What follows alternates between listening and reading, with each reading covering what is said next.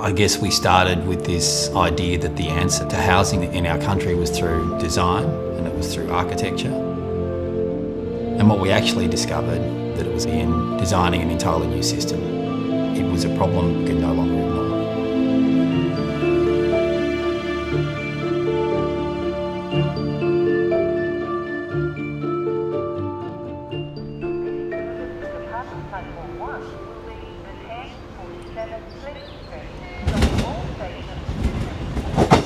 Nightingale is a triple bottom line housing model.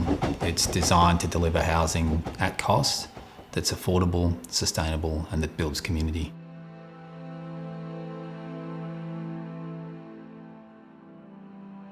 Our mantra is build less, give more. For us, it's constantly looking at sustainability through the lens of simplicity. Build what people need rather than what you think that they might want. That's sustainable. When Nightingale came on board as a project, it was an opportunity that seemed a little bit too good to be true. So it's been really wonderful to see it perform and to see how people do occupy this space, also very differently to one another.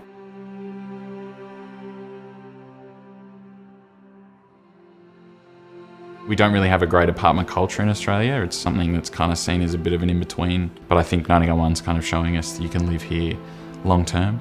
We're trying to change the conversation around affordability from that lump sum that you pay at the very, very start to 5, 10, 15 years down the track, how much it's costing you. Living here has taught us a lot about sustainability, about how we interact with each other day to day. We're not about profit maximisation, we're about getting the best possible outcome and getting the right people into housing, which are currently locked out.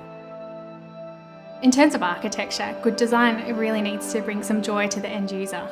It's such an important and integral part of the way that we design. The building is deliberately kind of responding to its context. So there's a ground floor kind of double height commercial space built out of recycled brick and then just some simple old steel and glass warehouse windows. In the entryway of Nightingale, we've got these Australian bluestone cobbles, which reference the idea of the Brunswick laneway. And on one side of that, we have these vines growing up. It's taking a bit of a step back to nature. Biggest step that we've made is making a decision to take all the gas out of the building, to turn it all electric,